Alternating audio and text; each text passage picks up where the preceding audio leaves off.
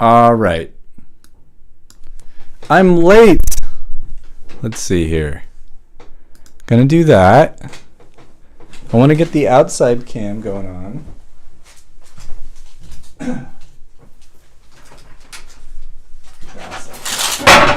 Oh my gosh. All right. Things are crashing. Let's see. See if anybody will show up. That's the one we want to watch. All right. Birdie Wooster! I know. I started teaching this week. Well, help me out with the sound. I suspect the microphone's too loud. I gotta make that softer. Take that down a lot, I think. Okay. Where's that? Yeah, that seems good. Hey, Birdie Wooster. I'm glad you didn't give up. I know. I want to get the outside cam. That's plugged in, right?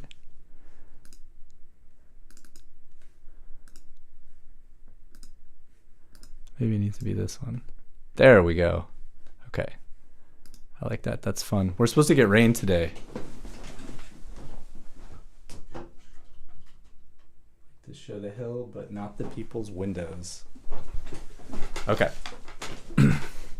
We're supposed to get... It does. It was really bright and sunny. But then it got cloudy. Let's see. How do I do this? Nope, not that. You guys, I was just teaching before. It's been a whirlwind day. I had somebody come to the house. And here, we'll put that over there. I had somebody come to the house, which is like, that's always a few extra minutes. You got to clean up the room that they're coming to and all that sort of stuff, and then help them out. It was great. It was a student who's a pianist who just got an accordion, and that was cool. His right hand is fabulous, and it's just about the common things for pianists who are new to accordion, which I know because I was a pianist, and it took me a while to figure those out. But it's very, very common issues, just because, you have all your years of muscle memory and all that kind of stuff. And they are mushy playing, which on the piano would not be mushy because those hammers are hitting the strings. Bing, bong, bong, bong, bong. All that touch is developed. But on the accordion, we have to think about the release and especially listen for the separation between notes. Without that, it's too much legato. And so that's one thing. And then, usually if you have a pianist who has a lot of experience, then they're, fine musician, like the student that I saw today, and it's easy. Then you just point that out and they're, oh yeah, okay, I got to do that. Pointing what to listen for. Pointing the ear is a big part of teaching. Sometimes you don't need to do more than that. Just like, listen for that. Oh, okay. It doesn't require exercises and music and move that. It's just like, hear that? And then you go, oh yeah, now I hear it. I didn't know. And then the other thing, of course, is the bellows. So that needs to be independent. You're thinking of like a violin bow or a cello bow or blowing a column of air, which it is, but you're not blowing it. But yeah, I like the idea. The bowing idea is good because you can really like see that it has a similar movement, out and in, down bow and up bow. I'm still not sure which one is that down when you're going this way and that's up when you're coming. I have no idea. Anyway, sorry I'm late. So what we're going to do today is, I've been so busy with the launch of lessons. This week I started classes on Rising Read. Why not promote? Come on, Dallas, promote. What are you trying to stay poor your whole life? Okay, I'll promote. So this week we started classes. I had taken off since my dad died, so I hadn't taught anybody for months and months, and I had all these really cool, fabulous group classes planned, and I had to cancel all those and give all the money back. But now we're up again, and if you want to take any lessons from me, thank you, Birdie Wooster. If you want to pick my brain, check this out. Let's see if I can move that. I gotta change this here. Boop. Look at this. If you want to pick my brain about anything, you can go up here and you can book a free 15-minute phone call with me. You can use this calendar, pick a day when I'm available, a day and time, and then we'll talk. And you can ask me any questions you have about accordion learning, about my classes. Am I the right teacher for you? Is this the right class? All that kind of stuff. That's something cool that's on my website. That's a new thing. And then let's see, make this smaller. I think I could just do that. Yeah. So we have this class just started last night. It was super fun. It was great to see everybody again. Everyone in the class is so amazing. And this one's about blues and rhythm and blues. And then this one's going to start on Thursday. And this, I already have more people than I thought, but that's really good. It's a good problem to have. So that'll be really fun. This one is about, this group class is like the exact extension of a lot of the ideas that I talk about in this live stream. Expression, using your body, the ideas, of Jacques Mornay, of great teachers like Pablo Casals and stuff. Finding music, making beauty and expression in the music that we make and staying there. And that's what this class is all about. It's really cool. Okay, promotion over. Now, let's get into the meat and potatoes. Hey, Anne, I saw that you said hi. What did I do with the chat box is so weird. I just don't understand. Do I need to bring that forward? Maybe. That solves it. There we go. Oh, I see what's going on. So we can't have the outside cam. That's the problem. We can't have the outside cam if we want the chat box. And we do want the chat box. Okay. There we go. Alrighty.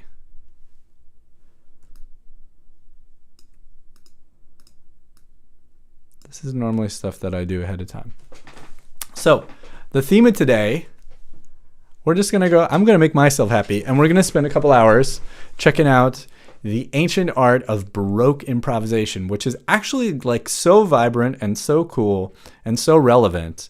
I've been digging around for a couple months and only really started studying and singing and playing the exercises actually in my hands, and not just trying to sing in my head, only a couple weeks ago. But there is an enormous amount of material out there on the Baroque skills, and it seems to me like we are in a revival period of interest in this. From what I can tell, there is this guy, Professor Yurtigan, and we're going to start with his interviews because he's very articulate, very, very interesting, and he tells the story very concisely.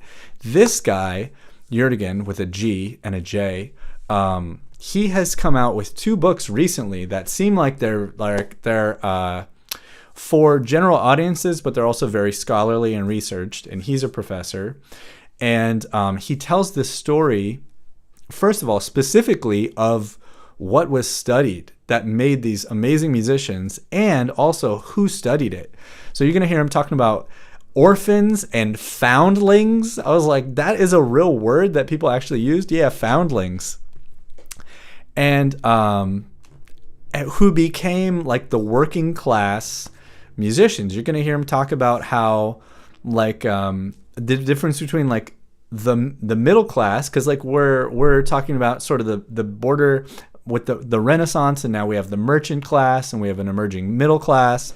And so you have a lot of church music and stuff, but now we also have the beginnings of secular music. And we have a new class system, and that the musicians were incredibly well trained, and a lot of it comes from Italy, and Italy's pedagogy and all that stuff goes back a really long time. And then that system got exported to France, and so France just copied exactly the system that Italy had for their music schools, for the Paris Conservatory. And that same music school trained all of these famous people, and they trained on this now lost art and pedagogy of of music theory. Essentially, it's more than music theory, but it's revolves around this idea of partimento, which is not to be confused with portamento, which you'll see in this right now. So, very, very exciting. Let's see. I know the video is called Start Here. So, rather than summarizing what this guy could say, I'm going to let him tell us. Here's Professor Yurdigan, and this is the one we're going to listen to. Please let me know if the audio seems weird. What a treat we have today. My guest is the illustrious scholar of music history, theory, and an expert of music in the 18th century Galant style, Dr. Robert Yurdigan. Dr. Yurdigan received his bachelor's in music composition from the California Institute of Arts, his MA in music theory and ethnomusicology from the University of Hawaii, and his PhD in music history and theory from the University of Pennsylvania. He's the author of numerous scholarly articles and reviews in prestigious music journals, such as the Journal of Music Theory and Journal of New Music Research. In 2007, Dr. Yurdigan published Music in the Galant Style with Oxford University Press to great acclaim and winning awards such as the Wallace Berry Award from the Society of Music Theory in 2009. Dr. Yurdigan, it's such an honor to have you on the show. Well, thank you very much. I'm very pleased to be here. I just turned it down, everybody, just so you know. And it's because it seemed like it was distorting, and last week's show did distort. So let me know if it's too quiet. And thank you for a very kind introduction. Let's begin first with the Galant style, which is a word that not many people actually know. When they think of Mozart, they think of the word classical, as in part of the classical era. But what is the Galant era? You know, people get their ideas about maybe from radio and sites that sell tracks, and in that world, for a long time now, there's only so many flavors you have. You have Baroque, you have classical, you have romantic. But those words come from the Romantic era. And they were looking back at an 18th century that they didn't understand very well. Remember, there were no recordings back then. I mean, if you tried to think back to music from 50 years ago, maybe your teacher might have some memory of it, but you had no memory of it. And you could just sort of imagine what it was. Well, in the 18th century, they had some pretty clear ideas about their music. And one of the words they used for music at the court or in operas or in chambers, we're talking about the music of people with money, not folk music. Right. But they named it after the kind of person that would, the kind of ideal person that would enjoy that music. You know, in the same way that the word hip-hop is used certainly to talk about a kind of music, but if you talk to people that are really in hip-hop culture, it's a style of dress. It's a style of how you stand and how you interact with people, right? It's a whole way of being. Well, in the 18th century, late 17th century, 18th century, a galant man or a galant woman was an aristocrat, somebody with money, who had a lot of style. They had great clothes. They had, it's a funny old word, insouciance. I think that great word. They didn't let things bother them. You know, they had a kind of nobility of manner. They had grace. They interacted with high society very smoothly. They were just the ideal person. So a kind of music that was made for them and that they liked became associated with them, and it was called galant music. It was the music for galant people. Could we put an approximate time in the 18th century? What decades are we looking at? Yeah, from the first maybe 1720 to the time of Schubert, maybe. You know, so from Corelli to Schubert, maybe. You know, but it was dominant during that period, especially in the Mozart period. And let me actually go back a little bit now and talk about Bach. And was Johann Sebastian Bach, he is typically known as a Baroque musician. Is that a term he would have used to describe himself? No. Baroque actually meant a kind of ill-shaped pearl. And it was used to describe things that were kind of over the top, weird, and overproduced, and so again, it's a later time looking back at an earlier time and saying, they don't like this so much. I'm not sure what Bach would have described. For one thing, he was a church musician for much of his life, a courtly musician. In his time, the three major categories were church, chamber, and theater. So depending on which patron he was working for, he could have been any one of those three, although he wasn't much of a theater musician, mostly church and chamber. Do we have a first galant person, somebody who ushered in the era of the galant? They're Italians, and they're not exactly household names, the early ones. Bononcini was an important forerunner of this. And then definitely the opera composers in Naples in the 1720s and 30s. So those would be people like Vinci, Leo, Feo. Again, apologies, these are not household names. But, things sneak up on people. I mean, if you think about hip-hop, for example, there are world superstars today, but if you try and find the origins of hip-hop, there are some guys in New York, in Brooklyn someplace, right? And they weren't really household names. Are the names that you mentioned, are they not household names now, but perhaps back in the day, were they famous back in the day? Yes. Yeah, they would be famous, the way that a great singer would be famous.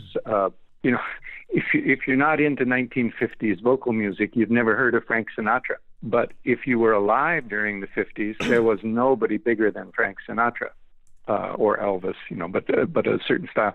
So yes, they were household names of people who were into the most fashionable music. I got the sense reading your book that Italy had a massive influence in the development of music in Europe. Can you give a sense of the influence that the methods and style started in Italy? How did that affect the rest of Europe? Let's see.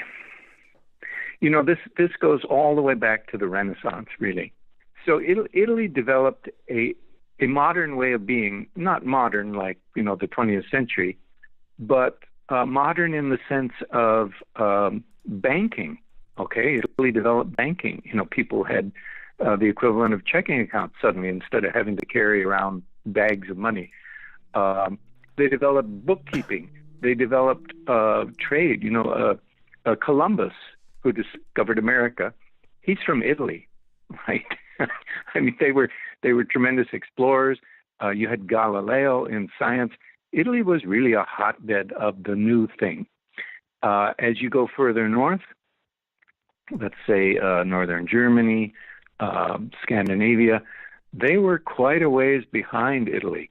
And so for a long time, if you were in one of those countries, your development as let's say a wealthy landowner was that you went to the equivalent of high school, and then you made a trip to Italy because your parents, your city wanted you to come into contact with all that was new and advanced.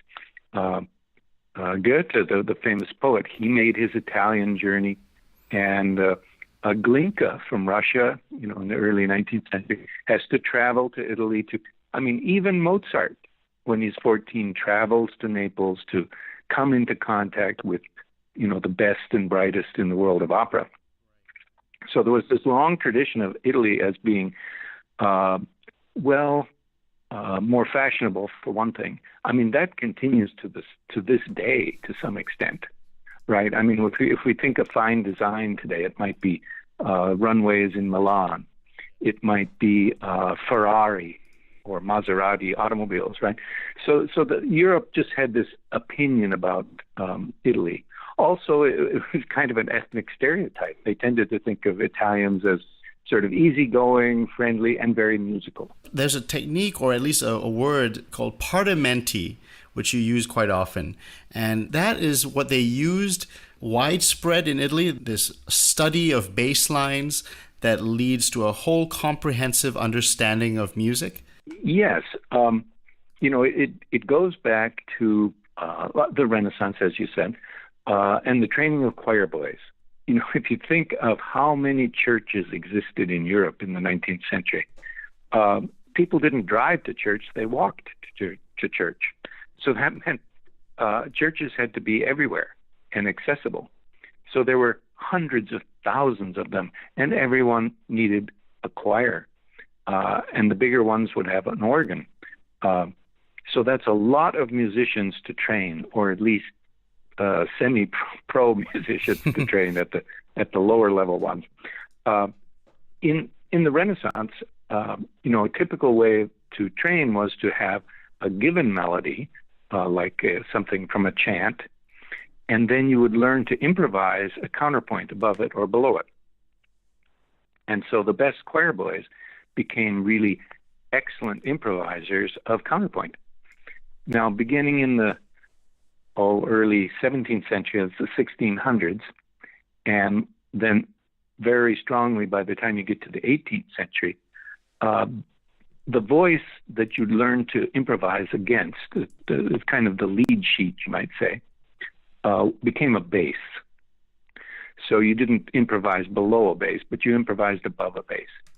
And it moved from singing, although it never went away. I mean, singing remained vitally important, but it became a keyboard technique. So your master would write out a bass for you, and you would play that with the left hand. With your right hand, you were supposed to create the rest of a composition. It's not easy to do at first. So they started small and started easy, but it was part of the basic training that you would be given a bass, and with your right hand, you would complete a melody and possibly some chords. It depended how much keyboard technique you had. This went from very simple things, where you might have half notes and whole notes in the given bass, to rather complex music. Some partimenti, for example, are actually fugues written on one line. So you'll start out with the subject, and then the clef will change, and a new voice comes in. It's the counter subject, but you're expected to now play the answer in a different voice. All right. Yeah, I want to hear some stuff too. I've been clicking around. I turned my mic down so you wouldn't hear just clicking. Bertie Wooster in the chat says, I'd love to hear an example of this. So, okay, isn't this fascinating? The whole story is like super cool, and it's this guy Yerdigan, he wrote the book on it, or a couple of them. One came out in 2020, another one came out this year, beginning, I don't know, really recently. Anyways, very, very, very cool. So yeah, let's hear some partimenti exercises. So what I know is that there are a bunch of treatises of partimenti and historical. So they're method books is what they are, written by teachers at these schools of music that were sponsored by the state. Yerdigan talks about, the music school that Napoleon founded, for example, and other, I don't know who the state government was then. Is it the Vatican or something, or I have no idea. Anyways, okay, let's go to check this out. And so this is called partimento, or partimenti would be the Italian plural. And there's this not very sophisticated but amazing website called partimenti.org that I've been digging around.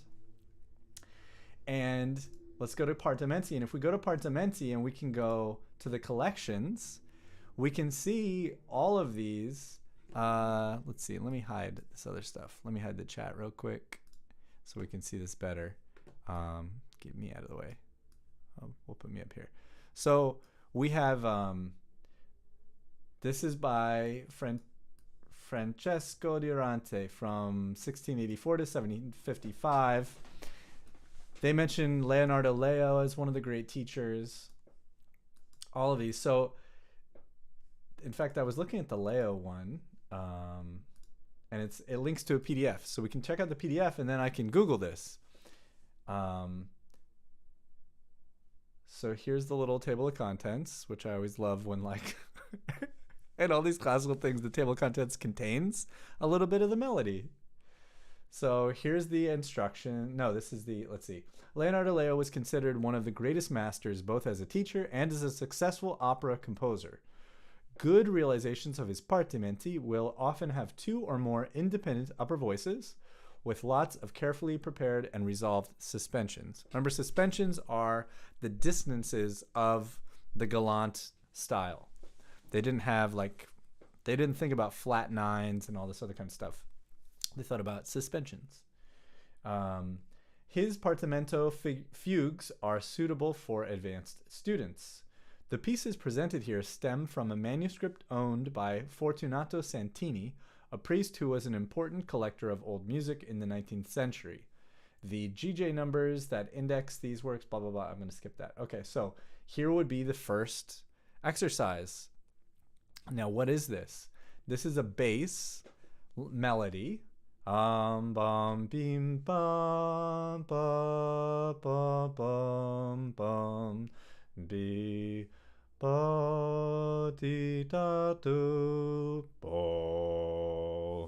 There's me singing the bass melody. And then what are these numbers? Well, Bertie Wooster, I bet you don't know this. I know this because I went to music school, and in Music 101, they teach you this stuff. They teach you these. These are the abbreviations. These numbers are the abbreviations for chord inversions. So this tells you 6, what they really relate to is they literally mean the interval between the root of the chord and the highest interval of the chord. It's a little bit hard to explain, but like a root position chord here is not like the first note has nothing over it. So that we understand we just play a root position chord, although sometimes it's listed as an 8. But in this, it's just the root position chord. The next one is a B natural with the number 6. And the 6 means that it's a first inversion chord. So you would take the G and you'd put it in first inversion. So instead of G, B, D, I'm sure I'm not singing G. Where's G?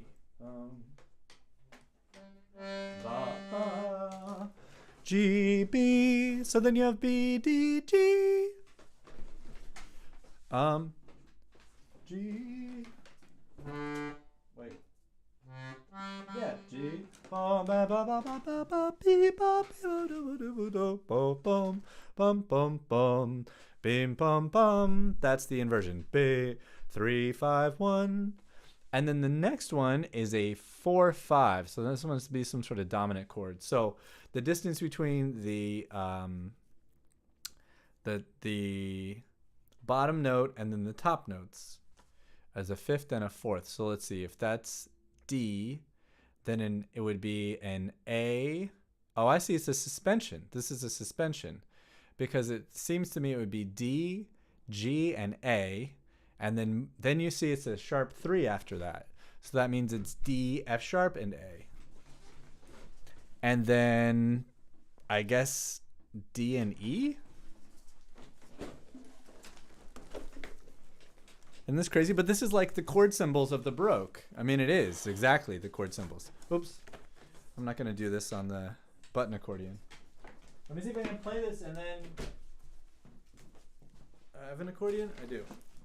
Then Bertie Wooster will watch a video on somebody who actually knows about this stuff.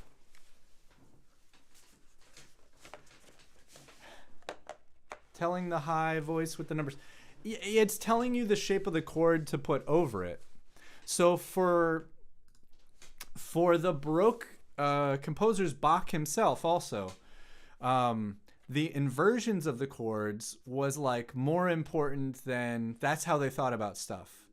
So yes, they did have tonality, but like in the 20th, 21st century, I think we think our common way of thinking, and feel free to correct me, anybody out there, or put in a different thought, is like we think about chord functions. We think about dominant chord and a tonic chord. So like a 5 chord and a 1 chord.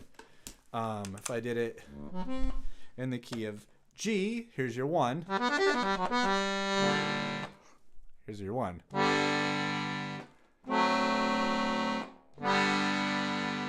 I should do it so it's resolving, right? La do dum. That would be 5 4 3. So 5.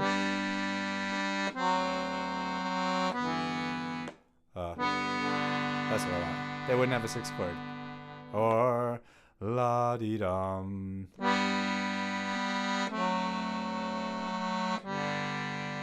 Would be a very, very basic 1-5-1 chord progression. To me, and I think to just our ethos, the way we think, the way moderns think, is any sort of 5 chord.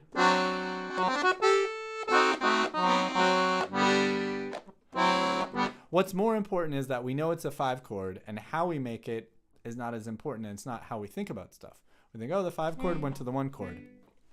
But with, I don't know if we should call them ancients or not, but with the musicians from the Galant period, as far as I understand it, it's more based on linear melody and the exact shape of things.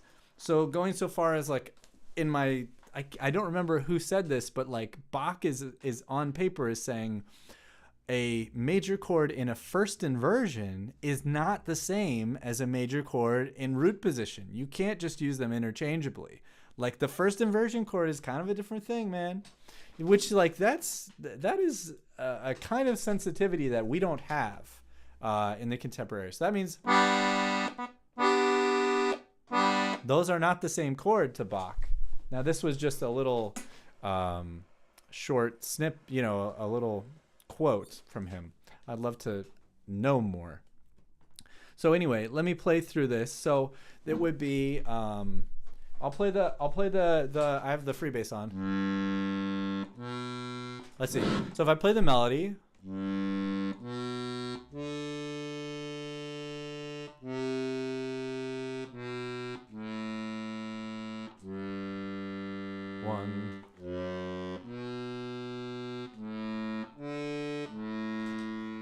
I need to make it smaller. Sorry, there's more music on this line. Let's see. This is the melody of the having trouble resizing this.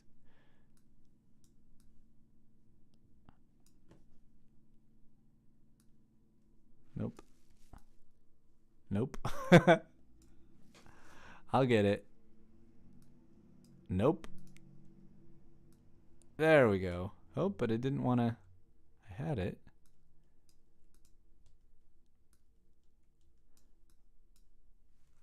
Oh, I see. I see the problem. There, that's the problem. All right. Sorry, everybody. Where's my assistant now? I need a tech person. Okay, so here we go.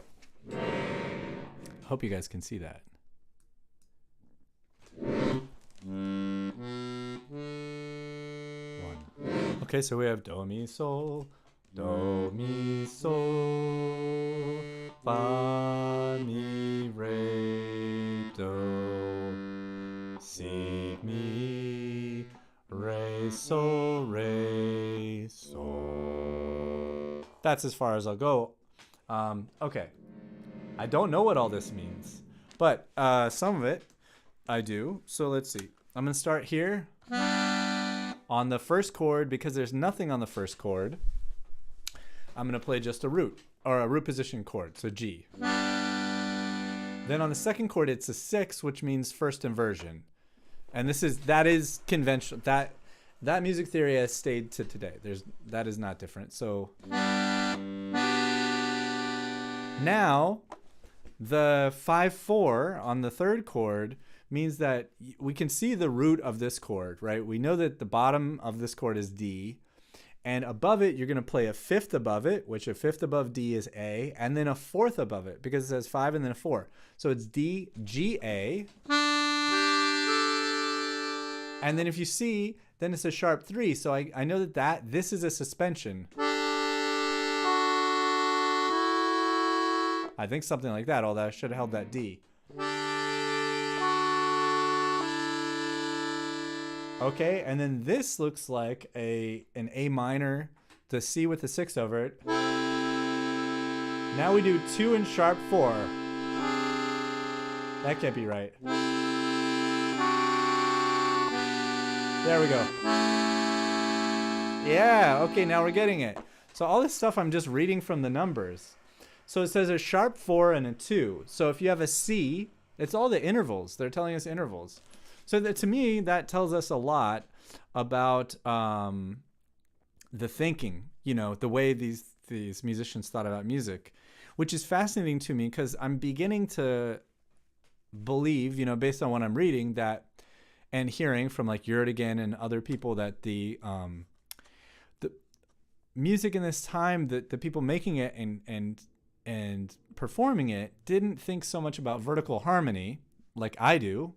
And I would think most of us do, but they thought about melody, about counterpoint, which is like, it's not surprising if you're like, well, yeah, okay, what Baroque music that we know of isn't tons of counterpoint. But I don't know, it's still interesting and revelatory to me because it's all new.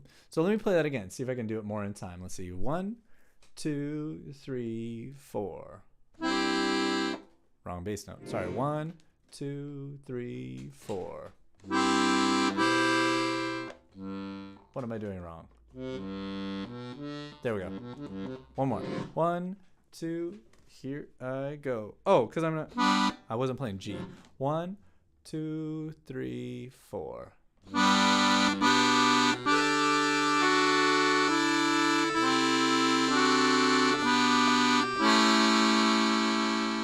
That's probably too fast. Too fast for me. But that got us to the 7, the number 7 in the third bar. Now, a sharp 6. So I'm thinking, what is a sharp 6? I was on an A7, and I know from other reading that they loved that secondary dominant. They loved that before the dominant. So I'm guessing that this might go to another dominant. I'm not sure. So what is a sharp 6 above the A? So a sharp 6, isn't that the same thing as a dominant 7? I'm confused. But if I'm on here, that I don't know. I don't know what a sharp 6 is, unless it means that like a normal 6 chord would be a major chord in first inversion. So maybe it means that's a major chord in first inversion, but the root is sharped. So if this was a major chord in first inversion, that would be an F. There. I made an F sharp diminished. Now we have another suspension.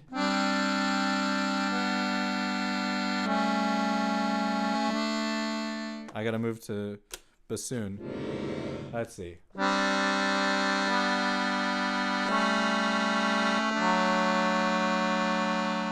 Then we jump and we have a 7.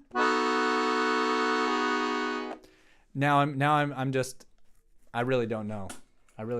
Let's see. Because I'm looking, I don't know. I'm not going to guess. I'm going to stop right there. But that's the approach. And I don't know how much of that I'm communicating, especially if you don't have a little bit of theory knowledge to follow me. I don't know if it sounds like I'm just shouting weird stuff out. But let's see if we can get some explanation. I'm positive that we will find people working through various partimenti methods in this exact way. In fact, Colarius, which is it? Richardus Colarius? He's really fun. He always wears a fez in his videos, and he has like a Harry Potter kind of a vibe.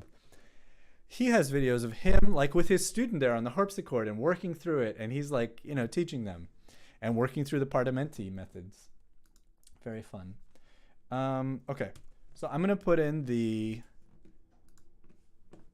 Here's something that if you're new to classical music, you might not know that there are these cataloging numbers. So like the Bach music is all cataloged and it's BWV and then a number after it. And that can help you. That's just done by scholars to help us locate and record and systematize, file all of the work. And like Mozart's stuff is all K, which I think is Kerschel, I think. What that stands for. Anyways, it looks like this is GJ for this. And here we go. Okay.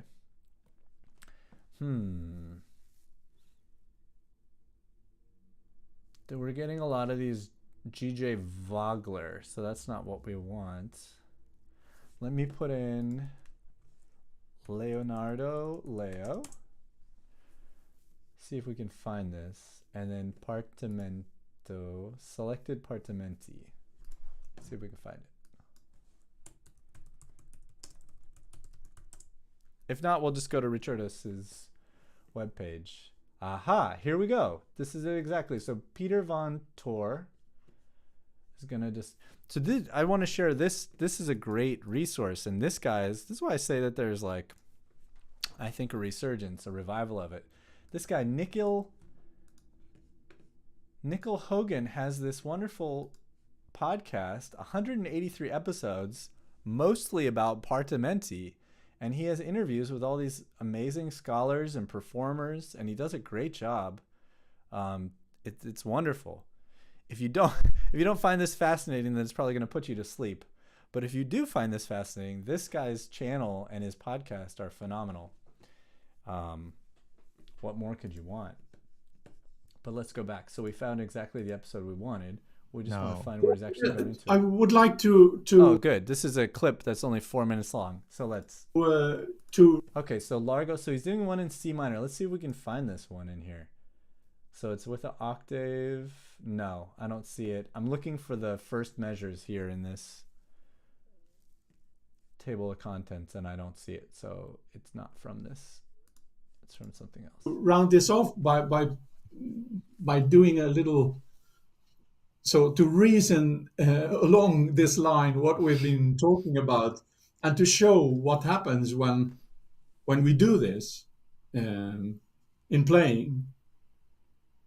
Yeah. So this piece, what we see here, is now by Leo. Yeah, and we see the many ties in this piece. Yes. Now, the first thing to ask if you play Leo material is, where do I start? So, should I start with a chord like this? Or should I place my hand like this? Or should I perhaps do something like this? Whoa. Yeah. I like the last one most because if I let the upper voices start after each other, the advantage is that the lines become more individual. Right. Okay. So it is a great help to use rests in your realization in the school of Leo. Right. Yeah? Rests are excellent, an excellent mean to create individuality of the voices. Do we have? I know we have Guarnaccia, Catalina, a bunch of people for the Fenaroli realizations. Do we have realizations for the Leo school of Partimenti available? Yeah, the ones that People for the Fenaroli. Let's just follow that rabbit hole real quick. Fenaroli. Do we see Fenaroli here? Yeah, we do. Right here. Look at that. 6 books. Simple, harder, Partimento rules. Look, Fenaroli. All right. Let's just follow this because we might.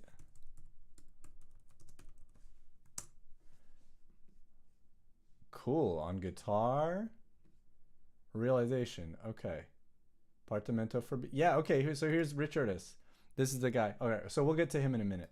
All right. realizations. Do we have realizations for the Leo school of Partimenti available? Yeah, the ones that I just shown, the So realization. the Kyrie, those masses. But what about for keyboard realization? There are a few examples by Leo which are given in full. Really? Yeah, Wow. but the question is, they're given like it's like a full piece, and you could go back and make a partimento out of it, Okay. and you could start over and see what did he do with it. He did I know he published some toccata that are quite, I know a lot of piano students play his toccatas. They're quite popular pieces. Is Yeah. that is his keyboard real toccatas, are they sort of a good model almost for a partimento realization, the way he writes these two voices? Let's listen to those. I want to hear what these sound like.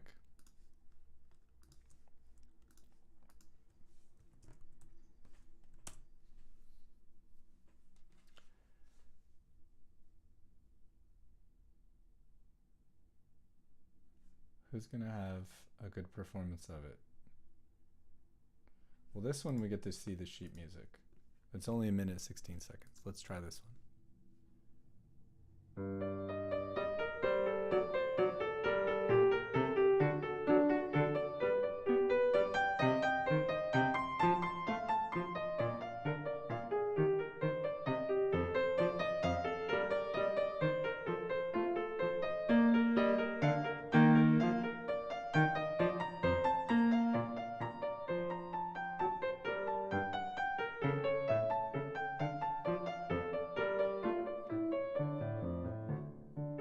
So it's modulated.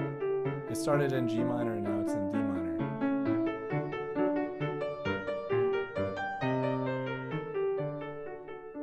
And now it's back in G minor.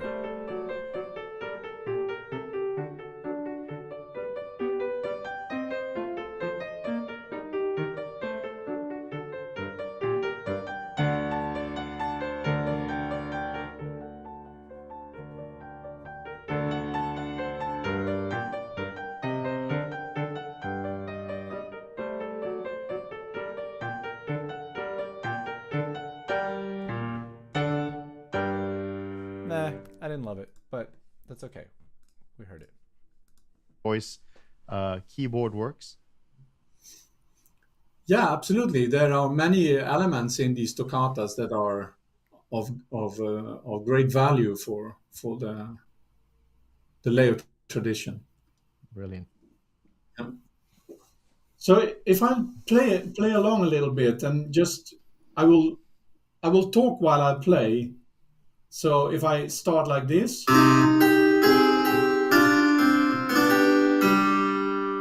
the seventh comes here. Okay, I have to resolve that.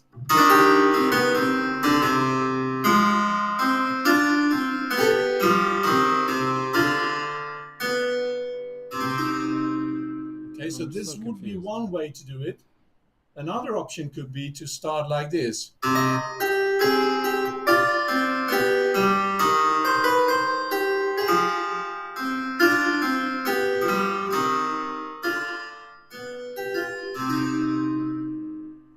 So you have to pick which point to start with in order to see, do I want to have a line that is descending, or do I want to have a line that is... I have to admit, I have no idea what's going on because I could not hear what I couldn't hear that beginning melody in there at all. So I'm confused. If anybody in the chat knows what's going on. Ascending on which up resolve that. So if I start like this. Okay. Ba, ba, ba. Out of my singing range. Boom. Ba. I heard that first octave. Okay, now I hear it. Boom. Ba. I play. So if I start like this. But when you go ba dee dee fo, boom ba ba doo dee doo, boom ba ba dee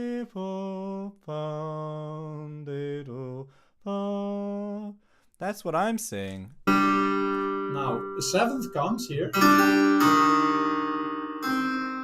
Okay, I have to resolve that.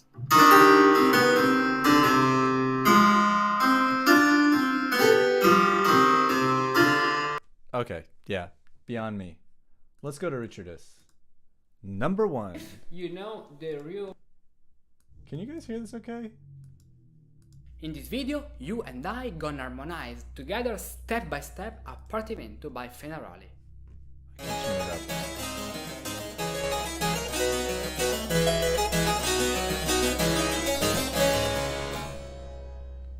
Welcome to this new video. I'm Ricardus, a musicus practicus, and my job is to help you learning early music theory and all the things about Maybe early that's music. not a fez. In this What kind video, of I hat is want that? to help you in harmonizing a bass, a partimento, especially the first partimento of the first Fenaroli's partimentos book, and give you all the tricks to do a simple but correct harmonization of a partimento.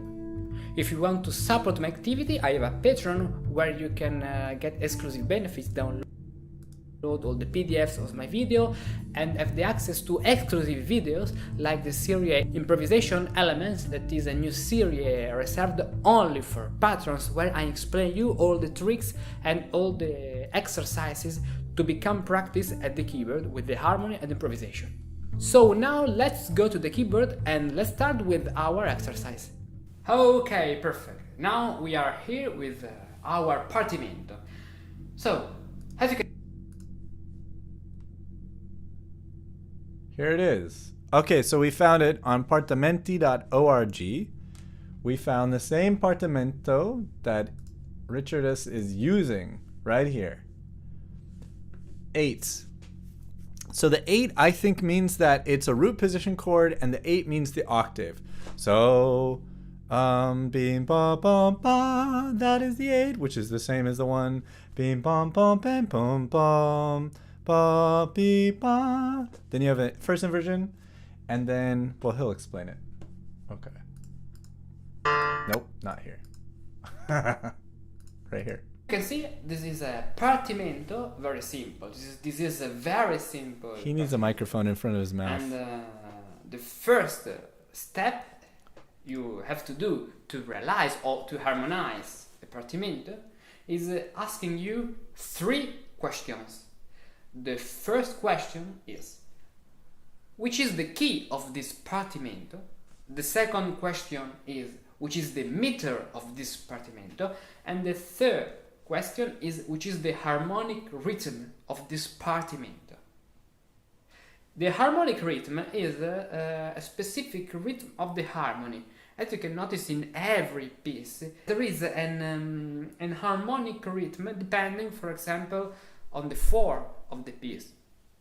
Let's do an example. A sarabanda has its own harmonic rhythm that is different than the harmonic rhythm of the allemanda, for example, or the giga.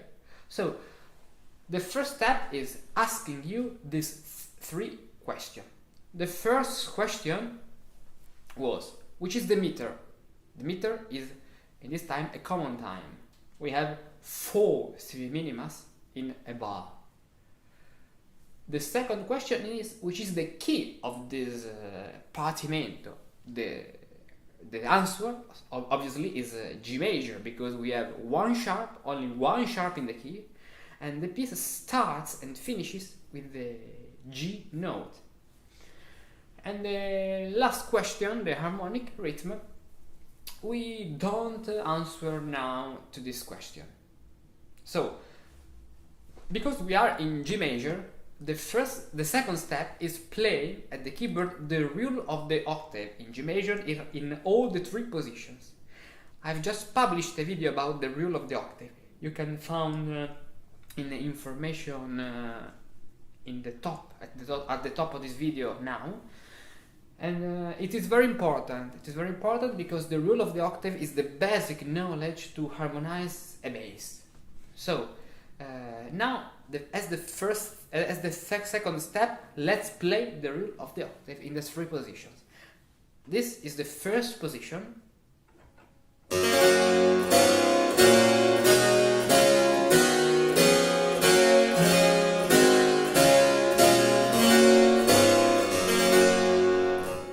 Cool. Okay, that's very fun. So the rule of the octave, which I don't know, who out there knows what the rule of the octave is? The rule of the octave is a way of harmonizing the major scale when you're thinking of the major scale as the lowest note. So here you can see that the major scale is written in the left hand, and that's a lot of what the portamento does, is it gives you a bass and then you harmonize above it, and then I think you also write your own melody. So bum bum. So you have G, A, B, C, D, E, F sharp, G, I should say. And it's a way of putting chords that fit the key of G major over each one of those melody notes. So like over the G melody note, you can put a G major chord, which they do. Over the A melody note, they put a D7 chord, but it's inverted.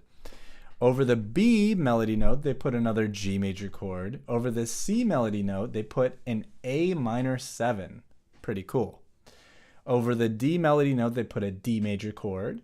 Over the E melody note, they put a C major chord. So that's the 4 chord. Over the F sharp melody note, they put an inverted D7 chord and then up to the G again. And so it's going 1, 5, 1, 2, 5, 4, 5, 1 in terms of the chords, or G major, D7, G major, A minor 7, D7, C major, D7, G major, in inversions. And it's a way of doing both, of thinking of a melody that's moving vertically and then adding beautiful harmonies over it that have harmonic motion, that are appropriately moving. It's better than just taking one chord shape and going up the scale, like G major, A minor, B minor, C major, D major, E minor, F sharp diminished, G. Most of the time there's not good harmonic motion there. And then there's a different rule of the octave coming down, slightly different. Now, in the second position. And so what Richard is telling us is that we should study this and really learn that, because that's going to give us a lot of clues for how to do these partimenti. Or with the third in the top voice.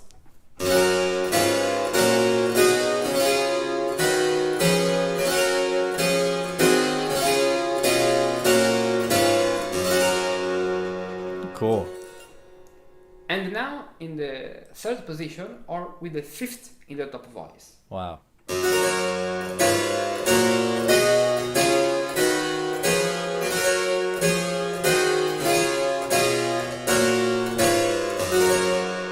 It's really interesting how the chord basically stays where it is. Like if you take a look at all of these, or that's what I'm noticing, that like if I look at the top, you can't see my mouse, but the top note in the right hand, it's D, D, D, E, D, C, D, D, D, C sharp, D, D, D, D, D, D.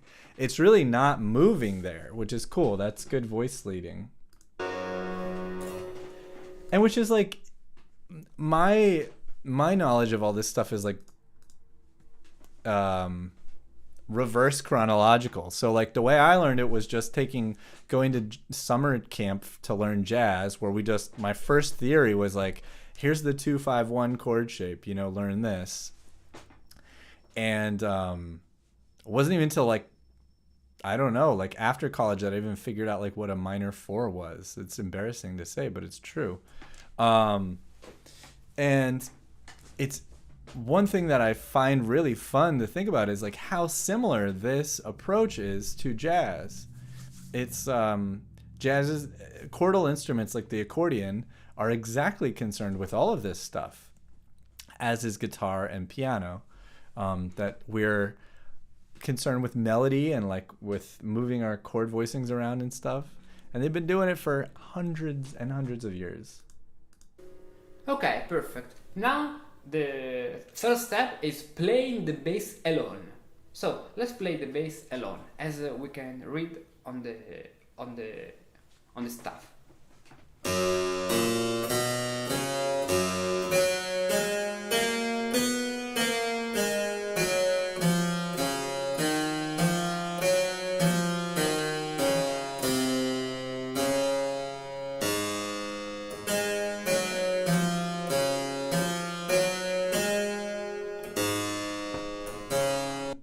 these all do this, but it's good to point out that oh, you guys weren't seeing the music. I'm sorry. We've modulated to the key of D here. Let's take that back. And that's a major thing. That's a major, very common thing that we should expect in Baroque music, is that it's going to move between, it's in its natural key, and then it's going to move to the hard key or the soft key or both. And the Baroques considered them, it's like the equivalent of changing keys. And it's just going to happen. And it's going to happen quickly into the music. That we're going to move there. So we start, and the hard key is the key of the 5. So if we're in the key of G, then the hard key is D. And that's exactly what happens. That happens right around bar 1, 2, 3, 4, 5, 6. Right around bar 6, where you see that C sharp in the melody, that's moving us to the key of D. Okay, perfect. Now the first step is playing the bass alone. So let's play the bass alone, as we can read on the stuff.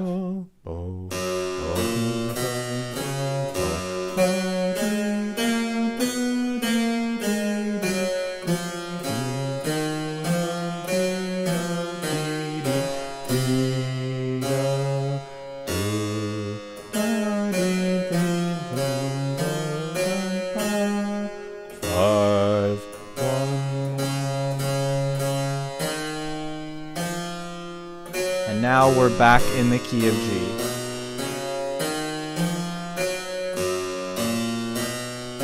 Chord, chord, chord.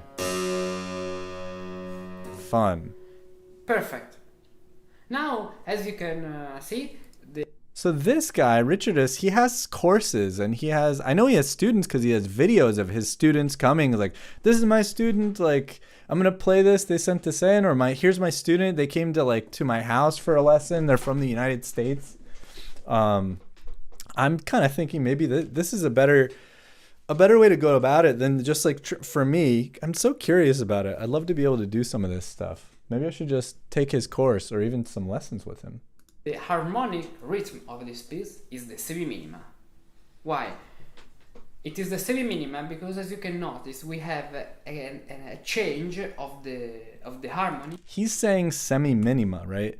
Is that fun for anybody else also to think that, like, the allemande, what was the other one that he said? The sarabande, the jig. He called those harmonic rhythms. So not just dances, but like, you know, I remember like playing on piano, playing Bach stuff. And it's like, this one's a jig, this one's a sarabande, whatever. Semi-minima. I think that's what he said. Semi-minima?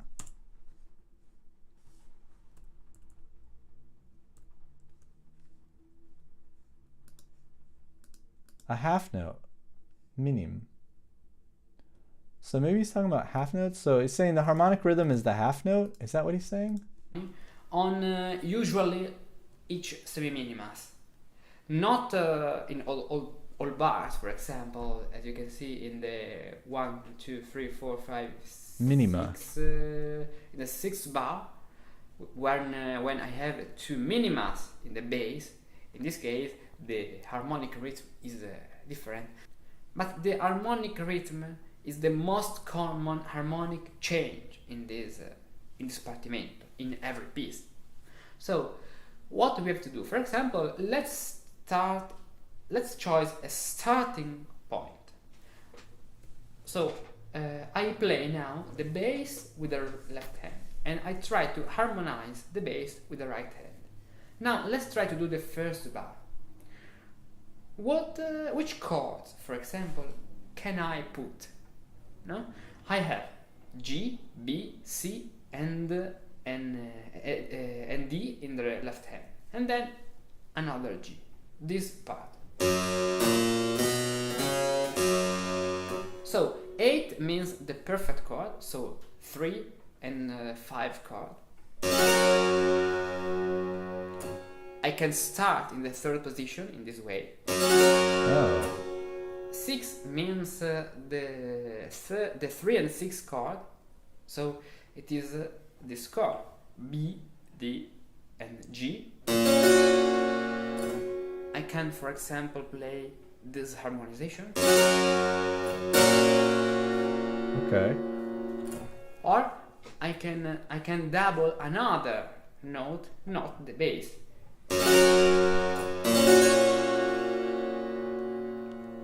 For example. So to make a Now, melody, let's okay. try to harmonize the first bar. So perfect chord, 3 and 5 chord, 3 and 6 chord.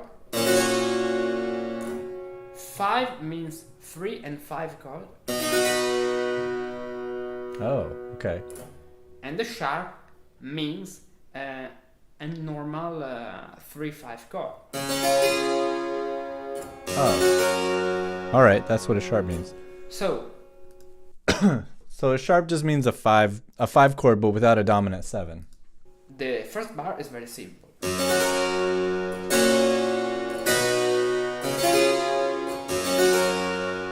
And he's got a melody. Ba, ba, ba, bum, bum, is the melody that he's coming up with at the top of his chords.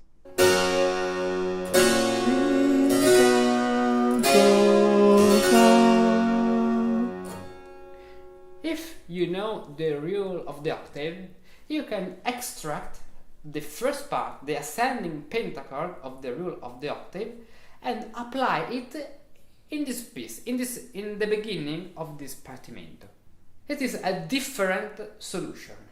But now let's play the ascending pentachord of the rule of the octave in G major.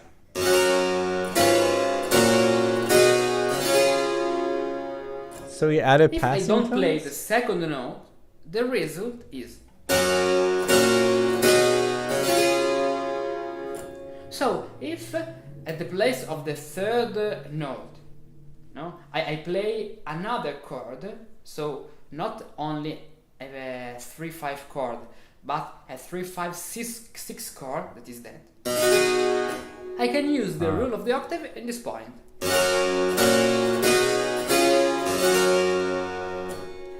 So now let's follow what is written down.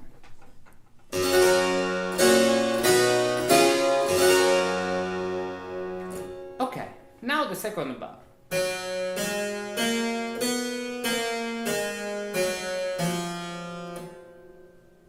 Let's analyze the situation.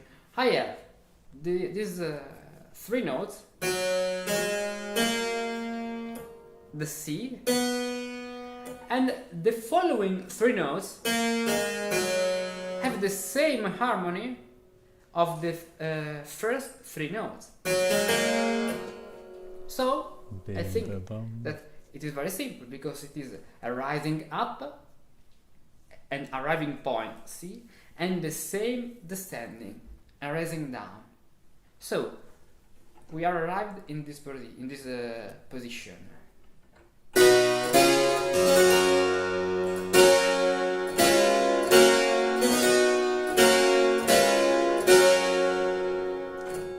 Let's play another time slowly. All right. Well, this is cool. This is very cool. I can see by the viewership. It's not as robust viewership as I've had last week. That's fine. Okay. I'd love to. There's a couple things that I want to know about. I want to know about the Guidonian scales. I feel like I had one. I thought I had a Guidonian scales window open. Yeah, I did. Okay, cool. All right, so I want to know also about solfeggio. So solfeggio is singing. And in these music schools, like Jurgen, the guy we were listening to at first, the podcast, he talks about the kind of training they received. And in this website, some of it was applied to your instrument.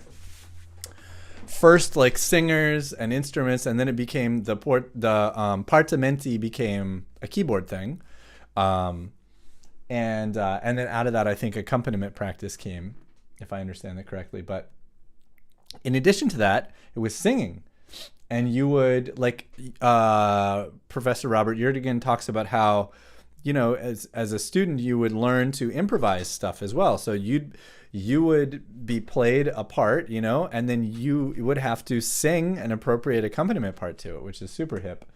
And so let's check out the solfeggi. We have more solfeggi. Oh, you're not seeing it. Sorry, guys. By Leonardo Leo, and that's the guy. I just know from listening to Yerdigan and other people that Leo is considered one of the top people of that day. So these are singing exercises. And but I want to see it performed, or realized rather. So let's listen to the nickel. Can you, in a brief elevator pitch, describe the? Because you know about solfege, right? The do, re, mi, fa, sol, la, si, do. And one of the things I learned is that they just go up to la, the 6-note scale, in like sort of early Baroque and pre-Baroque. Earlier than Baroque, you have a 6-note scale. Do, re, mi, fa, sol, la, sol, fa, mi, re, do. And then out of that, then you have 2 other scales. You have the same 6-note scale, but a 5th up. So like if we're in the key of G, it would be on D. Do, sol, do, re, mi, fa, sol, la, sol, fa, mi, re, do. And then sol, la, sol, fa, mi, re, do. Now we're in the original key. Do. And then a 4th down, which would, or 5th down, or whatever, which would be the key of C. Do, C, yeah. Okay. Anyways, let's hear this. The system of Italian solfeggio to somebody who's curious, who wants to say, "Okay, Professor Baragona, tell me what this is all about. Give me the elevator pitch." Okay, so first of all, it's a system of scales, but the scales are not like modern scales. They have only 6 notes. It's the same, in fact, the same system that was used hundreds of years earlier in the medieval and Renaissance periods. The same system was used. The reason for that is the Catholic Church. The Catholic Church didn't change its methods between the 16th and the 18th centuries. It's the same teaching method. So that's why they use 6-note scales. The other reason they use 6-note scales is they make a lot of sense. They make a huge amount of sense. There is no modern method that can come close to the intuitive I think this is true. This is what's attracting me to it. As I'm going through this, not only am I seeing like the similarity, like how it's making the Baroque music that I'm playing make so much more sense. Like even the Bach stuff that he's writing, it's like, oh, of course, like this melody goes up to the 6, and then it doesn't use the 7. The 7 actually belongs to the other scale. Improvisational potential of the method. If I say, for instance, I have a theme that goes do, re, mi, everyone can understand that. Modern methods could be fixed do or movable do or whatever you like. Do, re, mi, theme, yes? Now, if I say I can finish that, I can finish that by doing... Yep. Can you hear that? Very, very simple music, that. But in modern methods, do, re, mi, re, do, si. Can you see there's re, do, si completely different? Do, re, mi, or I can do 1, 2, 3, 2, 1, 7. In the 18th century, they could do this. Do, re, mi, sol, fa, mi. See? Yes, this is exactly what I was getting out of the solfeggio thing that I was working with. And yeah, okay. I love it. So we're thinking... It is thinking differently. It's thinking like the tonality is changing just for a moment, or that it's. I guess my brain is still stuck on tonalities of like the key of C, or the harmony of the C, and then the harmony of the G. But these scales that you move between, and the first exercise. Let me see if I can open that in Chrome. But the first exercise, they say, before you do any of these exercises, just practice being able to switch scales, which that ain't easy to do, man. Like, because you're switching tonalities, and it's really like where you're hearing the do, which that's a psychological thing. That's pretty sophisticated. Fascinating. I haven't watched this video before. Fa, do, re, mi, sol, fa, mi, sol, fa, mi, sol, fa, mi, It's cool. sol, fa, mi, And there's something so powerful when you change the syllables. When you sing do, re, mi, so. Well, he's saying it all in the same thing. But what do you do, re, mi, do, re, si, so call that sol, fa, mi, right? Do, re, mi, sol, fa, mi. Because you can continue that re, do, and then do. It really like calibrates your brain. They have a choice. They have a choice. Do, re, mi, sol, fa, mi. Do, re, mi, sol, fa, mi. One goes back to the tonic, one goes back to the dominant. That's so cool. So can you see as a system, 2 scales, 1, 2, 3, 4, 5, 6, 1, 2, 3, 4, 5, 6. In the key of C major, it's on the first note and the fifth note, same as any key. Do, re, mi, fa, sol, la, do, re, mi, fa, sol, la. It allows you to skip between them and make any interval pattern have the same syllables. Yeah. That's the crucial thing about the system. The same interval pattern. I think it's I think the crucial thing is even beyond that it calibrates the brain even more than using the same syllables. It's like when you sing the sol in a different part of the scale, then your brain can feel the do, the bottom of the scale, in a different part. I think that's what's also important. Pattern has the same syllables, so I can do this, for instance. La, sol, fa, mi, la, sol, fa, mi. Cool. There's no modern system can do that.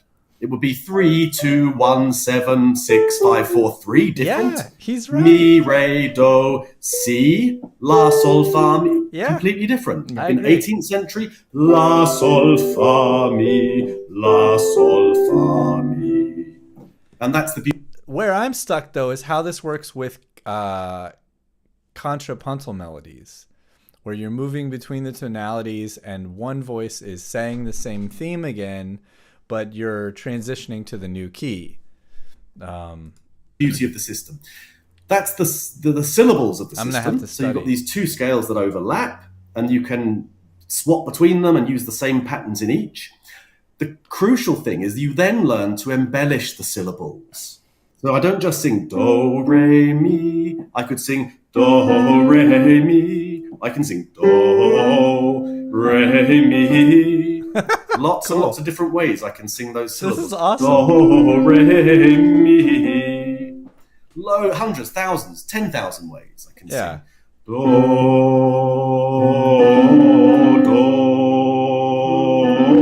re. Yeah, it does, Birdie Wooster. It has different key centers changing, but it's limited to the key centers of the 1 and the 5. So it's like if you think of the scale, they didn't have a 7-note scale, but they still had stuff that went up there. But like if you imagine C, a 6-note C scale. So C, D, E, F, G, A, right? And that's your do, re, mi, fa, sol, la, and la, sol, fa, mi, re, do. They had that scale, and in a song, it was expected that you'd have do, re, mi, fa, do, re, mi, re, do. And then you would also immediately move to the other scale associated with it, because it's both. So it's do, and then do. That's me singing G now. Even though we're like thinking of a song in the key of C major, do, re, mi, re, do, re, mi, fa, sol, fa, mi, re. Do becomes sol, fa, mi, re, do. So I switched the key there. So it's a little bit hard to just use language to express. I wish I could show you light up keyboard pictures, but C, D, E, F, G, A, G. The tonal center is C, and then G. Now the tonal center is G, G, A, B, C, B, A, G, A, G, F, E, D, C. So then back to the C again. And moving quickly, like constantly, one like within 2 bars, then we're in the other thing, and then we're back again. This is awesome. You can make beautiful melodies, and they learn these things like language. The maestro would sing an example, you sing it back, and then you hear it every day, you speak it every day, learn like a language. So cool. So who is that? What was the guest's name? Nicholas Baragwanath. Let's hear more about Nicholas. This is great. I think of anything to start with, me personally, I'm most interested in the solfeggio because I really want to get my ear a lot better. I want to hear a lot more than I hear now and quickly. And I want to sing. And I don't sing very well. So I'm very interested in this. And I do believe that this is like working on the voice and the ear is the most fundamental skill we can have for musicians, and everything else will come from that. Notation is the curse of the modern musician. I love it. Okay. Yeah, okay, so let's apply this then. Here we go. So this is like similar stuff to the partimento, but psalmization, but this will be applied to singing. Okay, so let's go into the examples. I know a lot of people are excited. They want to see how is this done, for goodness sake. So let's get right into it then. Yeah. So okay, so this is what I'm going to do. So people always say, well, how do you psalmize these things? How do I know when something gets a syllable and which syllable and when it doesn't and so on? So I think the problem... Okay, interesting. Do, sol. Well, I'm probably not in G. Let's get a G for us here. Oh. Ba, di, ba, ba, ba. Sol, fa, mi, re, do. So we have to sight sing. Now, there's no key signature, but we're in G. I mean, we just are. But one thing that we know about, that I know, that you know now, is there's no seventh step of the scale, which the F sharp is the seventh step in G. So anywhere that we see that F sharp, that is indicative that we're not in the key of G, we're actually in the key of D. And F sharp is the third of D, so we gotta call that a mi. So, do. Does it go? Yeah, I can't do that one. So, do, mi, so, mi, do. Now, do we call this re or do we call it sol? Do, sol, mi, do. Do, re, mi, fa, mi, re, do. We have to call it that. Fa, mi, re, do.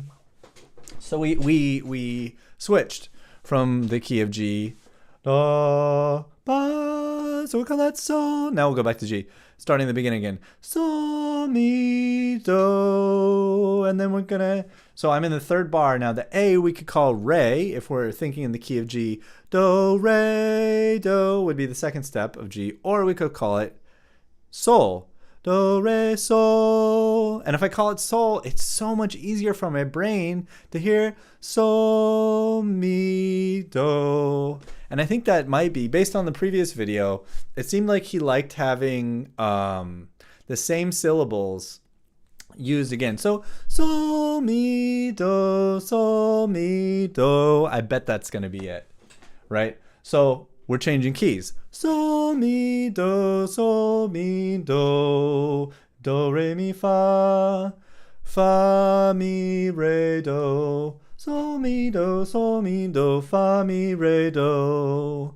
And then measure 11 is a rest. I don't know what happens there. Sol, mi, do, fa, sol. Or maybe we go back or something. I don't know. Fa, sol, fa. That could also be do, fa, re, mi, so, mi, fa, so, mi, do, re, do. So I just made a decision because I knew that we had to transition back. We have to move back to the key of G. So just in the A that's in the last measure there of the second line, I called that re of the second step of the key of G. Sol, mi, do, re, mi, fa, mi, re, do. Sol, mi, do. I'm on the second line. A, F sharp, D. So that's sol, mi, do. We're in the key of D. Do, re, mi, fa. Sol, mi, do, fa. Now here where I'm going to change again. Fa, re, mi, sol, mi, do, re, do. I can't quite do it in time. It's a mind fuck. It is. I don't think you're allowed to curse on YouTube. I guess I shouldn't say that, but it is. It is, but it's cool. And it's a very gentle one as far as what could possibly happen compared to hearing jazz and the skills for that. Fun. Okay, so let's see what he tells us. The problem here is that most of the solfeggi that have come down to us are really quite advanced solfeggi, because they're the nice ones. They're the ones that sound like arias and melodies. Right. So they're the ones that were preserved. We don't have quite so many of the basic ones that were from the beginning. But, and here's the important thing, if you want to understand how the complex ones work, you have to work through the simple ones first, because the same patterns come back again and again, each time slightly more complicated, slightly more embellished. And so if, like me, you've actually gone through, a whole series of these things, from the simplest to the most complex, I can see quite easily that, it's the same pattern. It realized in a different way. But if you go straight to the complex ones, you're going to really struggle. And I would struggle, in fact, if I go to a complex solfeggio and I don't know other solfeggi by that particular author, then I'm really going to struggle to know what's going on. With some of them, I've kind of looked at all of them, so I know the patterns that are being taught, and I know how they progress. So I'm going to try to show you how this works. What we've got in front of us is a solfeggio, number 7, from a collection of 115, probably the single most important collection in the 18th century, by a Neapolitan maestro called Carlo Cotomacci. And Cotomacci taught for his whole... Let's see if we can find that on solfeggio.org. No, it's not here.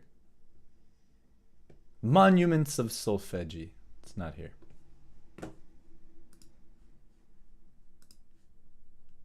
Nope. Life in Naples, basically. And he taught the solfeggio course, and his 115 lessons go from the really basic scales and so on to the most complex virtuoso melodies. And they were all solmized in the same way. So what we've got here, if you can look at that, we've got here number 7. It's very, very basic solfeggio. I'll just very quickly play it for you on the piano.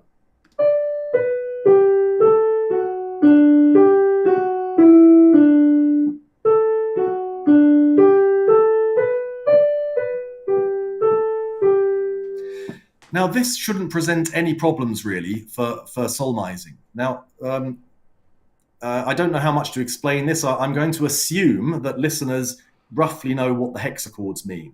This melody is in G major, even though it doesn't have a sharp. That's very common in 18th century manuscripts. It's a G major melody. And we've got one triad, tonic triad, yes, G major. So that's solmized as sol mi do. Sol mi do. Yep, 5-3-1 if you like. He started too and then low. we He's have like the triad in the dominant, D major.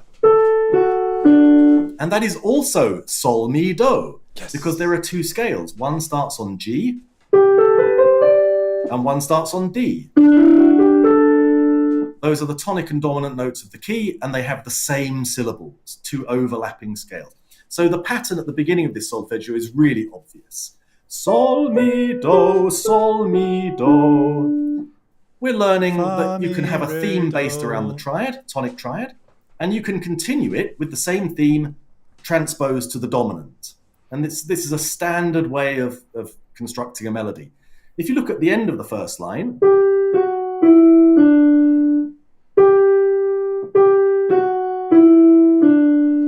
fa mi re do, 4-3-2-1 in D major. That is an absolutely standard Cotomacci cadence. Cotomacci used that all the time in the most inventive and amazing ways later on, by the way. they very rarely look like that. And then we've got a gap. The pause is very important. The pause is teaching you about form. It's saying we have now finished the first part of our two-part composition, and there is a gap. So we have the pause. Then, in typical fashion, the second half starts sol, mi, do. Yes, the dominant. It starts in the dominant. Now, normally we would expect this. Sol, mi, do, the same as we had at the beginning, but this time it truncates. It goes straight to a cadential phrase. Sol, mi, do, re, mi, sol, mi, do, re, do. Okay. Again, round that So he first switched on opening the triad. G. If you go down, Nikhil, to the next page, I've actually So he switched on the G. Okay. So yeah. realized it for you. Okay. There, he wrote it out. I've added a bass line as well. Sol, mi, do, fa, mi, re, do. I love that, and that's something they have so much is that secondary dominant, like the A7 going to the D7 going to the G. It's so cool that they love that. Sol, mi, do, re, mi, sol, mi, do, re, do. And look at all that music that comes from just one melody and some rules. Now, Some notice conventions. a few other things I'll just quickly point out. So this is basically a reading exercise. It's teaching you to add a syllable to every note. There's no problem working that out. And you learn the patterns. I now know that sol, mi, do is a descending triad. Yes, the triad of the tonic, the triad of the dominant. I also know that fa, mi, re, do is a cadence. Yeah. You'll notice also that the ambitus of this melody, by which I mean the range of notes, is exactly an octave. The highest note is D, and the lowest note is D. And that's teaching you how to construct a melody. It's saying you stay within the confines of that octave. Okay. There's the octave. All right.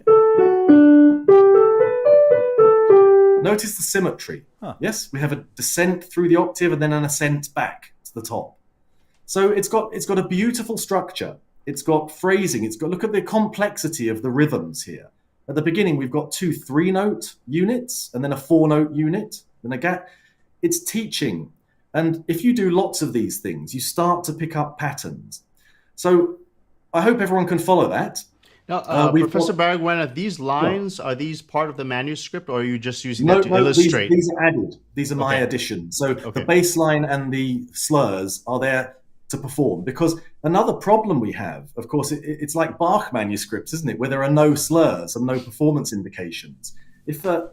How do we perform this? How do we phrase it? Now, I would argue that it's pretty obvious. All right, this is so cool. I love it. I love it. I wonder if anybody else loves it.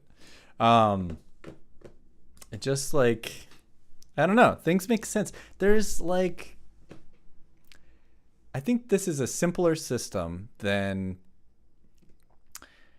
we have like, let me opine. It's my live stream, right? I can opine. Our current, in 2024, as a musician, like, the entire world is supposed to be understandable, right? And there is not the systems that we have, like, I don't know, like music theory maybe started here or earlier than here, with early church stuff, which I'd love to check that out too. And then you get into this stuff, into the Baroque, the music of the Galant period, and it really starts to take form in terms of these, like you have cadences, and the cadences get really standardized and very interesting. And we have harmonies, which are getting more kind of modernized and stuff. And then you have sort of a diversion out of this way of doing things into the classical starts to expand it more and more, and then it becomes more sort of song form and beyond into the romantic. But the point I'm trying to make is not to summarize music history, but to say that the system that I understand has a lot of holes and failures in it, intellectually and logically, for music theory, and it doesn't encompass everything. I'm gonna try to fix the outside cam because it's raining. Can I get this to focus?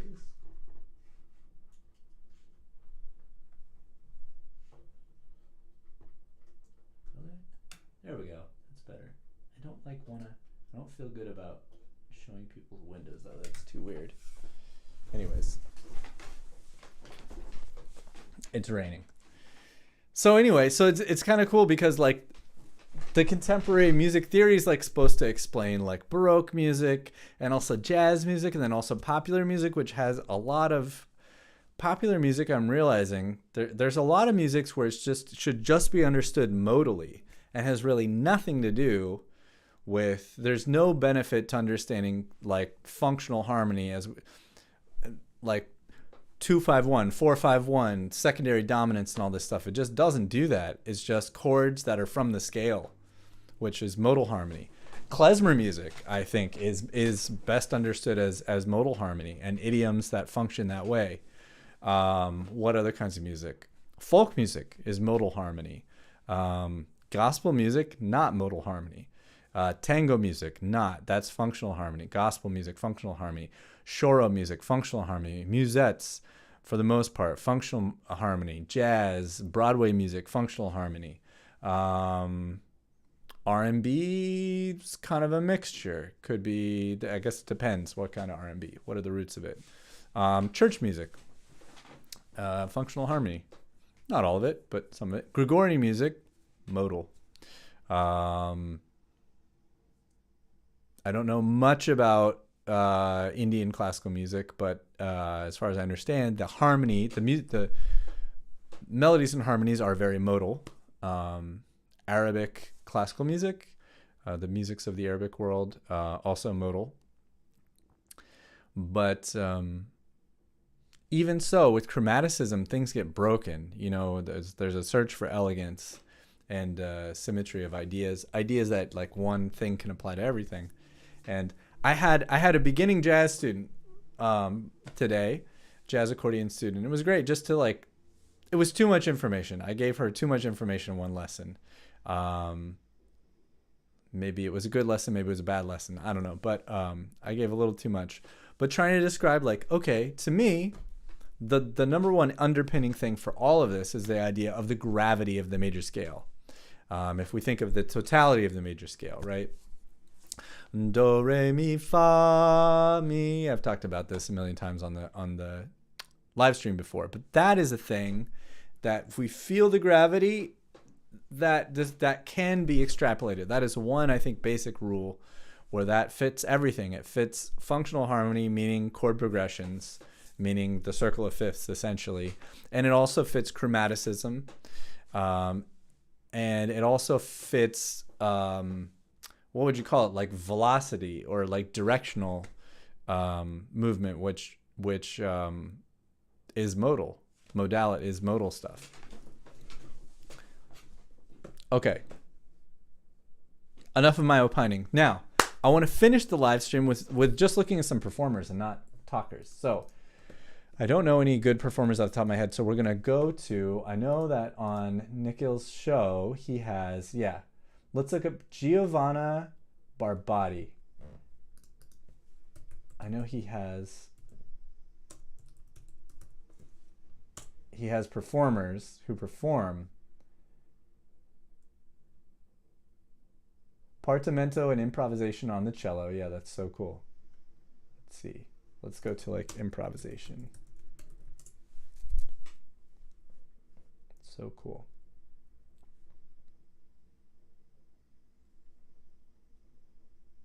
I just want to see your performance, but with improvisation. Improvise. All right. Well, let's watch this. It's not the same performer. Something we see quite often in the Baroque period is a ground bass. A ground bass is basically a repeating bass line throughout a piece where the top parts and the middle lines change, but the bass line is basically staying the same. That repeating bass line is also implying harmonies and chord changes to go along with the bass line. There were dozens of different ground basses that composers used, and most of them were named. Many of these bass lines were so popular that hundreds of composers were writing pieces based off of them.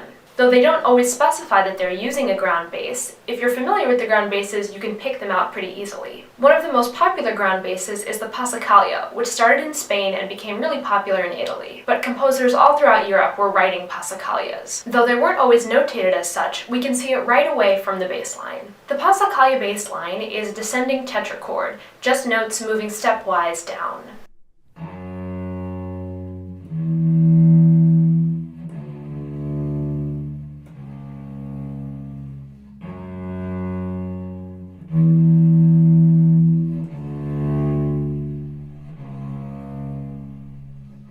Generally it's heard in the minor mode, but we do hear it in major occasionally. It's similar, but not to be confused with the French chaconne, which has a similar bass line but usually is in the major mode. I thought it would be fun to take this popular bass line that we hear in so many Baroque pieces and make my own improvisations. Because I'm playing on cello, most of my improvisations are bass line oriented, so instead of playing more melodic material, I'll be playing something like an ornamented bass line. When ornamenting over a bass line like this, it's helpful to start simple with arpeggios and scales outlining the harmony, and then moving on to more complex ideas from there.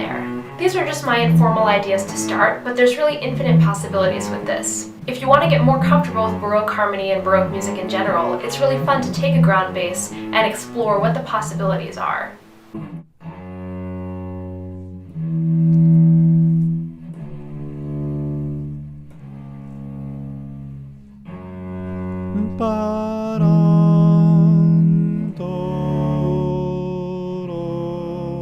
I hear that.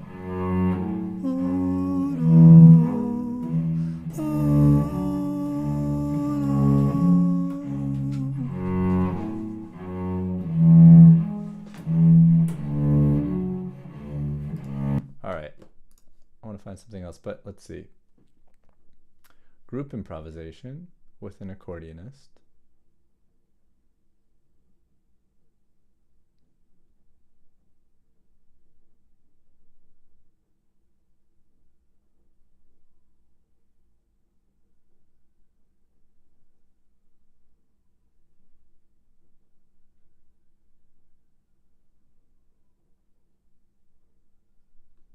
Let's see.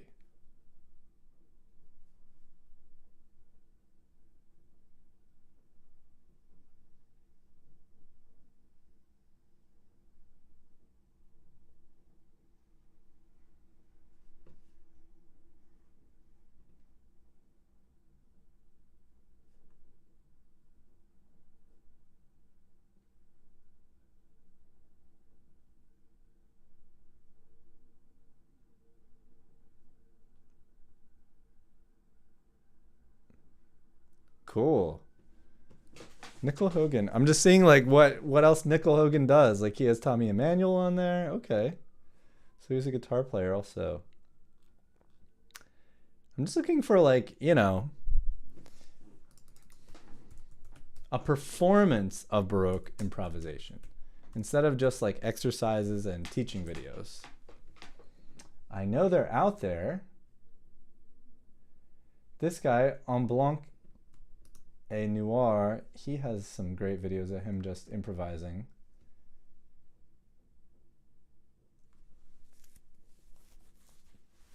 Tony Green is a guitar player, jazz guitar player, who does all that stuff too. Yeah, there's like so many. Or no, maybe it's Ted Green, not Tony Green. All right. Here, we'll check out these guys. Let's listen to some of this.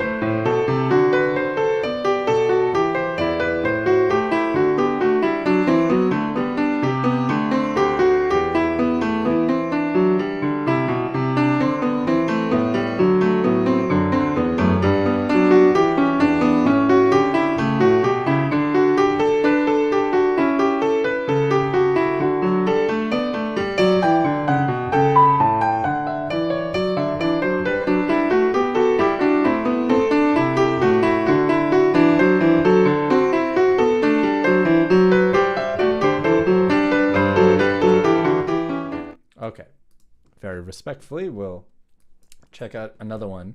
Let's check out Blanc's channel. There's definitely some performance videos of him on here. And he goes not just Baroque, but he goes into Romantic and like gets in that stuff too. Post-classical, yeah, here we go. All right, these are fun. Let's check these out. So he's doing partimento exercises. Let's see, what should we watch? What has the most views here? This one, that one. His partimentos have the most views. All right, well, let's look at this one in A minor.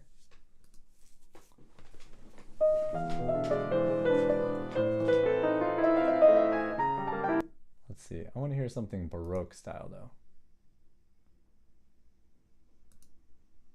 Schumann. Okay, well, Schumann's not Baroque. Let's see. We'll listen to him rip on a partimento then.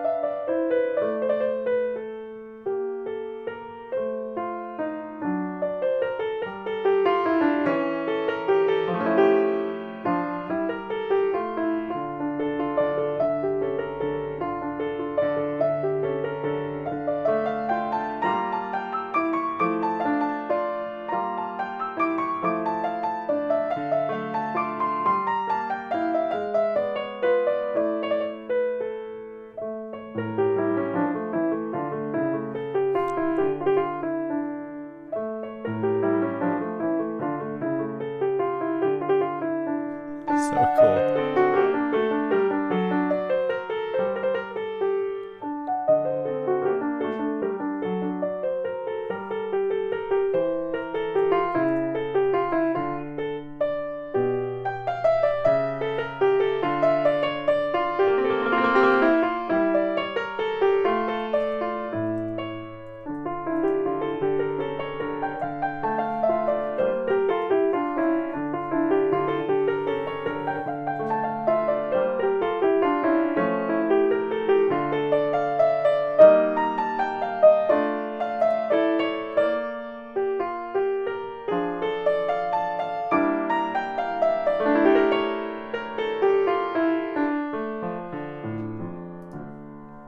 Yeah, wow.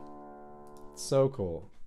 All right, so that gave me a hankering for something that I find to be, I haven't intellectually deduced how similar it is, but intuitively it seems very similar, which is Brazilian choro music. And let's see if we can, yeah, let's check this out. All right. So this is Waldir. I want to find video of him though. Yeah, okay. Yeah, de 1923. Filho único, sua família pretendia fazê-lo. Violão tenor, um violão de 4 cordas que o falecido garoto usava muito. Pauli também toca esse instrumento. Eu falo sempre Pauli, sabe por quê? Eu adoro esse camarada. Como eu gosto desse Pauli. Waldir, como você se tornou efetivamente profissional? Poxa, foi o brasileirinho. Quem ficou satisfeito não fui eu só, não. Foi as pessoas a que eu devia. Porque eu paguei todo mundo, paguei as dívidas todas, então eles ficaram felizes da vida.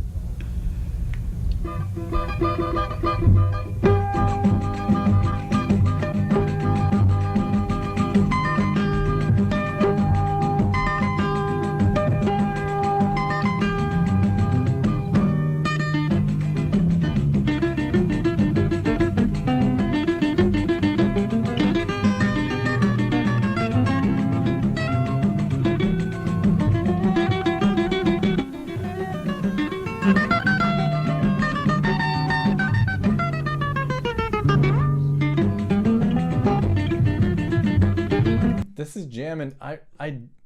To me, I think the way the bass is moving has a lot to do with it. It's very contrapuntal. See if we can find any more Waldir rare video. All right, let's see if this is recorded a little bit better. Oh, is there percussion though? We don't want percussion. No.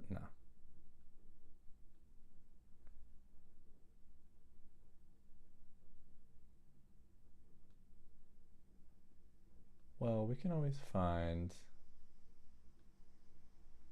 Here, we'll go with something more modern.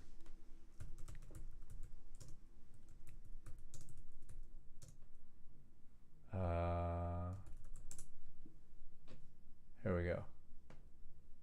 Oh, cool.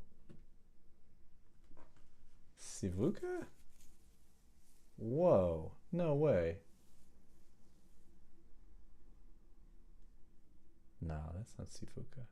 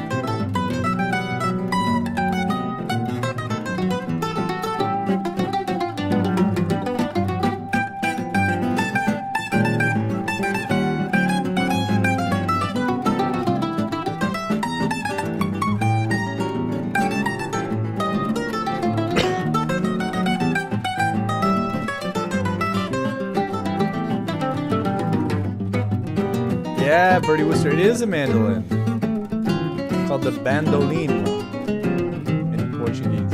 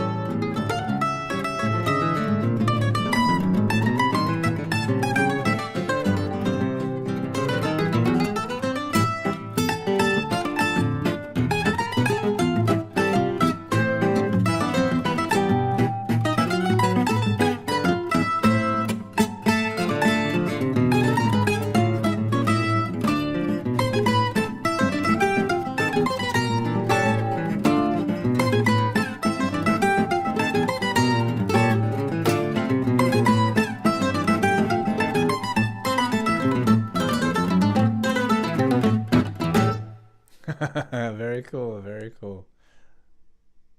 Let's check out, let's see. Dudu, yeah, Dudu Maya, okay. Let's check these guys out.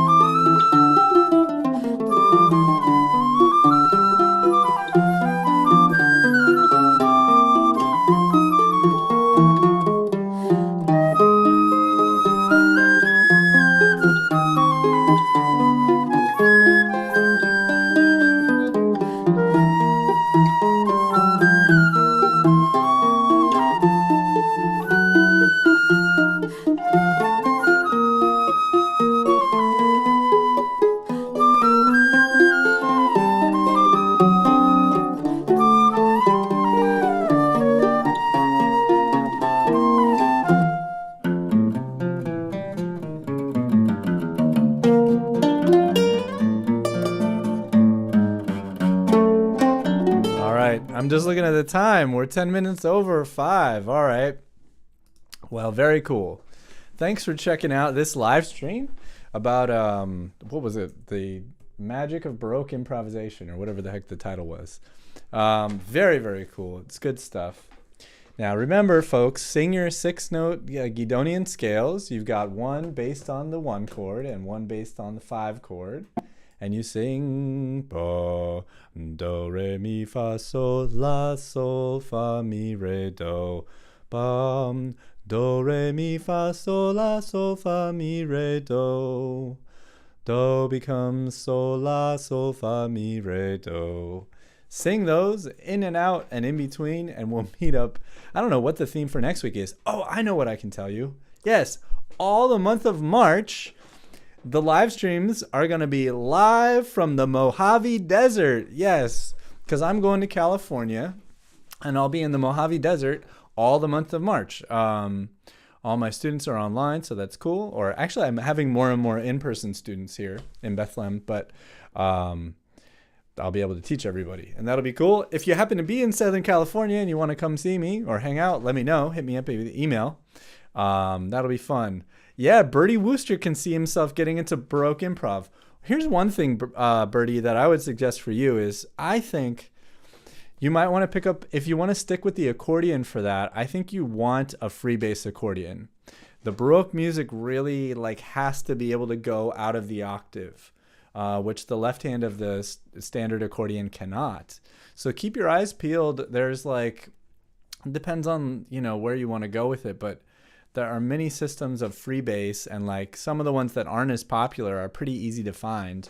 Like the quint system, for example. Then of course there's the Machino system as well, which is what I play. There are not too many of those around. And then the popular systems are the C and B systems of chromatic button accordions, which you also, I know where you live, and you might not have too much trouble finding one of those. But keep your eyes peeled. I would say look for something cheap. And if not, then this might be a great opportunity for you to play on a keyboard, you know, get some of your keyboard skills together, because why not? You know, it can all be translated to that too. Voice, keyboard, accordion, all that sort of stuff. That's exciting. That'd be fun. Let me know how it goes, Birdie. And yeah. Okay. Well, everybody have a great week. See you next Tuesday. I don't know what the theme is, but I think after this week of heavy, nothing to do with the accordion, I think we're going to go back to probably a pretty heavy accordion theme next week, and that'll be really fun. It'll be, I know what I'm going to do next week. I do know this. I'm going to try to get a news segment on the first week of every month. So that next week we'll have a news segment. I'll pick up all the accordion news that I can find. And then, of course, there'll be a theme. So if you're looking for any accordion instruction, feel free to hit up risingreed.com. And otherwise, have a great